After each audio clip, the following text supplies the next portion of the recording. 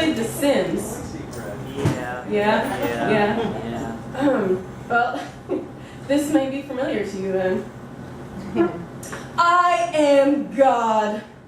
I made your whole neighborhood with just one click and decorated your house with care. You that is him, your avatar Sim, has every chance to be happy. And I that is the infinite spirit has given you that is him all of this. And all of this I have taken away. He does not know it, but he has lived many lives before. Many short, painful lives. Today, I, that is the Alpha and the Omega, have built a cramped shed in his backyard and sealed him inside it. He waves his hand and stomps his foot as he gets tired and uncomfortable. But even though free will is turned on, he employs no survival skills. He that is you never climbs out the window or claws the walls. He doesn't even wonder where the door is gone. He reacts only to his symptoms, the hunger and the loneliness. He doesn't think about what's causing his problems or how he could fix them. Instead, he waves his arms around and complains, demanding instant fulfillment from me. I that is all holiness. I that is the King of Kings makes him light a fire in the fireplace and warm himself by it, even as it spreads to the cheap rug beneath his feet and slowly starts to consume him.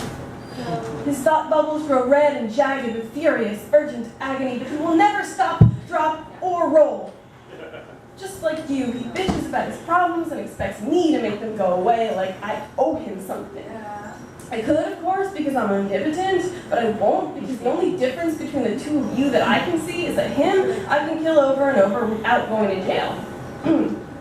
Every time he dies, the Grim Reaper appears and dawdles. He double, triple, quadruple checks his list, waiting for me to beg for your life so he can spare you. So he doesn't have to turn your remains into a clean, kickable tombstone. The Grim Reaper thinks you deserve mercy and respect. You didn't spare even a second to pretend you respected me, and even now you practice no mercy. So tomorrow, after seeing you with her everywhere I go, I that is the Almighty will make him that is you dive into his pool, and then I will remove the ladder. He will drown without a word. And tomorrow, after everyone tells me again just how wonderful she is, I that is divine providence will lock him in his bedroom and watch him slowly starve to death, pissing on the floor and moaning the whole time. And tomorrow, when I have to hear you fucking her through the walls again, him that is you will attempt to fix his broken, sparking computer. He will be electrocuted and sizzle himself from this world into the next. And tomorrow, when the Grim Reaper arrives to collect what's left of you, I will add your headstone to my rapidly growing graveyard and leave you to rot. Woo! Yay, graveyard! So it was fun to have those kids here, but I'm really glad they left. Dude, you're telling me. I was like, I'm about to drop the F-bomb up in here. A lot.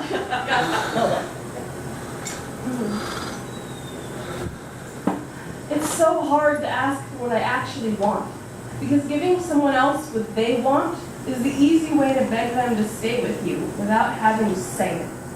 Without having to say, please stay.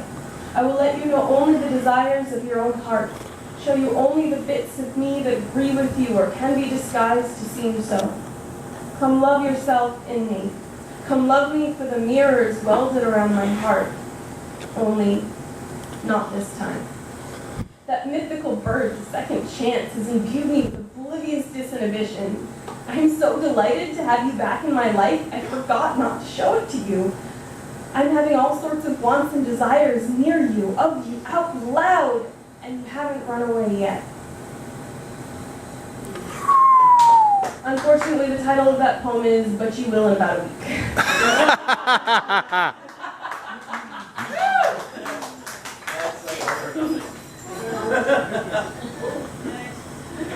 Yeah. Control the Right, yeah. So- Basically, the Portland streets are littered with your cast-offs. Well, not littered, but all I can say is I've done far too much internet dating. Okay. Dude, that's a theme around here. Yeah, okay. Well, in that case, then maybe I should do that poem. I have this poem that I wrote a while back about all the things I hate about other people's OkCupid profiles. It's Tinder around here. Oh well. Well, anybody want to hear the okay? Yes, yes. Swipe left, swipe right. It's okay. To the straight men of OkCupid, I offer this advice. If you are wildly age inappropriate, I don't want to meet you, talk to you, or see that you've been looking at my profile. It's creepy. I don't mind if you jack off to my profile, just have the courtesy to go incognito while you do it. If your profile picture is of an inanimate object, your back is turned, your face is not clearly evident in the photo, I won't even bother looking at your profile because I already know you're either ugly or have no self-esteem, which is basically the same thing. Also, if your picture features you shirtless or holding alcohol or drugs, I won't look at your profile because I already know you're a dumbass. Puts those pictures of themselves holding a bomb. If any of your pictures feature you with a girl who's obviously not related to you, why the hell are you even here? Oh, that's right. You're trying to seem desirable by implying that many women find you attractive and want to pose next to you in photos. Wrong.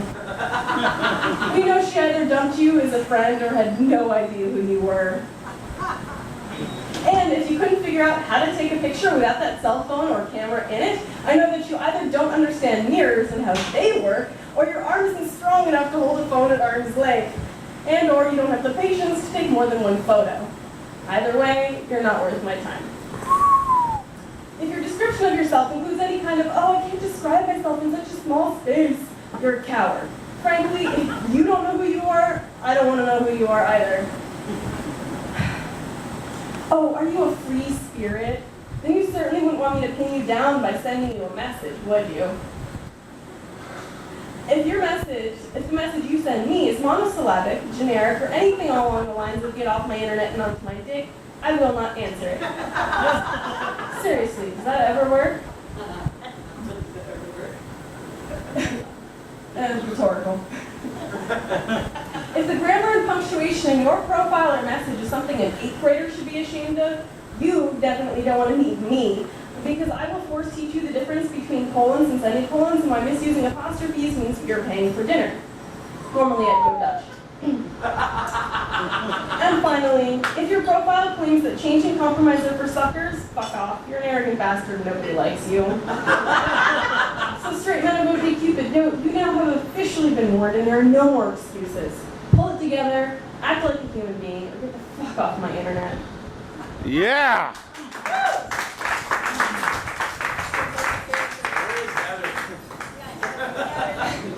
Okay, A, B, or C? C. Well, C was the notebook, right? See the notebook? I guess yes. Okay. Confuse the feature. Ooh,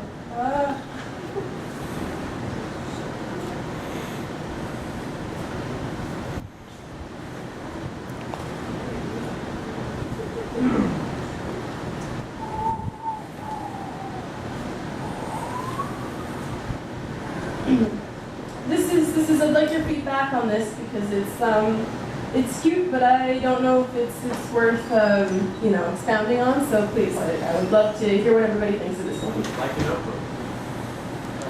Anything Nicholas Sparks is to be avoided at all costs. You are the push-button start to my motor. I am the helicopter to your rotor. You're the key to my secret garden, the ping to my grenade. You're the operator to my switchboard, the sticky to my stamp, spit to my envelope. You're the tracking number to my order, the closet to my bedroom. You're the needles to my yarn. You make something of me, even if it's maybe full of holes. You're the compressed air to my keyboard, the nitrogen to my oxygen, the grate to my Alexander, and the Da Vinci to my Leonardo. Or the splinter, as the case may be. You are the REM to my sleep, and you haunt it. You are the gavel to my docket, the ash and the lamp to my lava, the lid to my mug, the credit to my debit. You are the mirror to my changing room, the atmosphere to my gravity. You are the flint to my tinder, working on setting me aflame. You are the rod to my lightning, the pull tab to my parachute, the hay to my clover. You are the click wheel to my mouse. The lens to my telescope, the rope to my cliff, the peanut butter to my wheat bread. I will give up on you when Batman gives up. That is to say, never. You are the hot girl to my green lantern, the green arrow to my black canary, the ink to my page. You are the nozzle to my spigot, the map to my science, the joint to my tendon. I am the lungs to your heart. You are the ham to my green eggs, and all the places we'll go. You are the static between my stations, the sunrise to my horizon. You're the oyster crackers to my chowder. I'm the parm to your Caesar. You and me plus ketchup and mayo equals Russian dressing.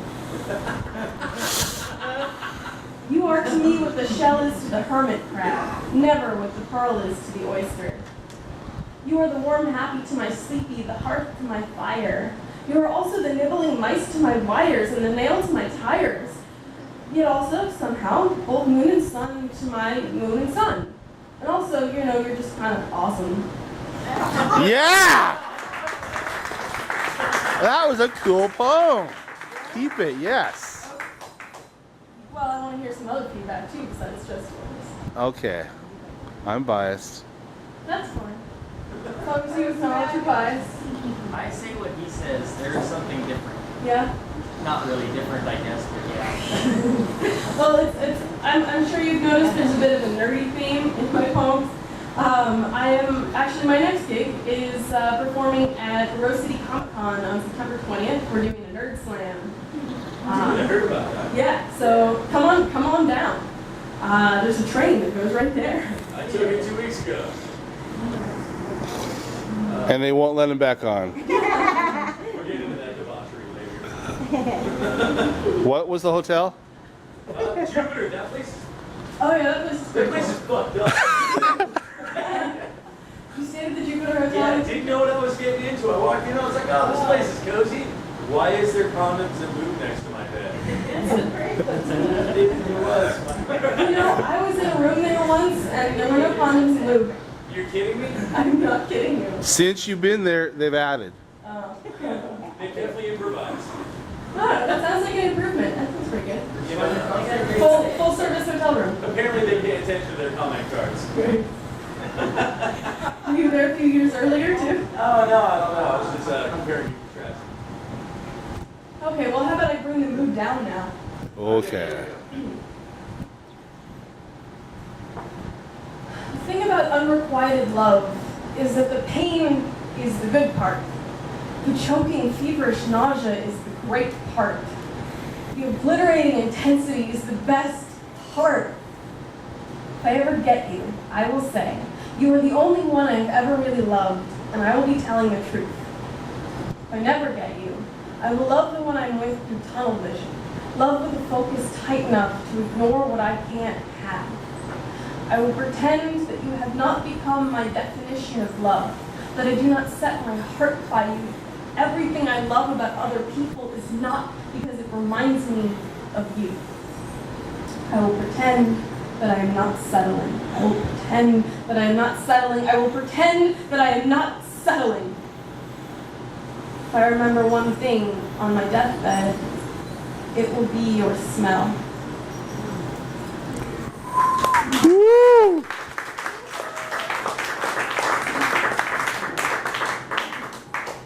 Can't believe I drank coffee and I'm jittery all night. Yeah. I took this psychopharmacology class once, and I said that coffee is good for the lungs. We used to give it to bronchitis patients, and I had this cold, so I figured it was a good idea, but we'll see when I can't sleep. Despite everything we know, despite the hugging and hand clasping and all the loud proclamations of BFFery and love, despite the solidarity and the secret telling and the earnestness, we all still want to be the prettiest girl in the room. No matter what else we are, we think, I need to set myself apart or lose myself in the crush because who am I that people should notice me? And then, so even if I'm not the best whatever, if I am the prettiest girl I know that does whatever, that is enough to satisfy me. That I exist solidly enough in this sphere called public that I may assert myself without being an automatic embarrassment. If I'm the prettiest girl in the general locale, I am somehow more relevant, more prominent. If I'm the prettiest girl here, I gain gravity without acquiring more mass, which we all know is anathema. It's like we're all at the deli counter holding numbers, staring at the meat behind the glass and resenting everyone in front of us. We are waiting to be allowed to rent a pedestal, to grab that dreamy hour we know life owes each of us, that hour in which life is fair, where everything goes our way and someone will fall for us so we won't be alone and it won't matter if we're pretty anymore except that it does. And after that hour, everything's going to be okay. That's right. The memory of our shining grace will carry us through whatever other burdens we will be bearing, willingly or We think, if we were only not crippled by jealousy, what greatness for womanhood could we not accomplish? We think, if I am the center, the world will rage on still, but I will be I-bat calm. Pretty equals secure, right? Beautiful equals best, right? Gorgeous equals self-worth, right? Woo! You've went about 35 minutes so far, so, if you want to do a couple more, that's cool. They aren't throwing food. Not yet. Well, I mean, if they throw food, they have to buy it first, so... Yeah, so that's a plus for Maryland. Yeah, buy things from the cafe. But not hot. Full cheesecake. Not hot. Yeah, not hot. You can throw some wine at me or something, but, Yeah. And then maybe add a little cake, wine and cake if they're together. So as you notice, I did that Muses poem, so that everything is, except for the crushing loneliness, everything is wonderful. It's split into 12 chapters, one for each chapter of a Greek epic, and each of those chapters starts with a poem about Greek mythology that I was playing with. So this is the newest one that I've written, and I would also love some feedback on, because I had this whole Galatea chapter that I decided just didn't fit into the narrative. So this is Eos. She's Dawn, rosy-fingered Dawn.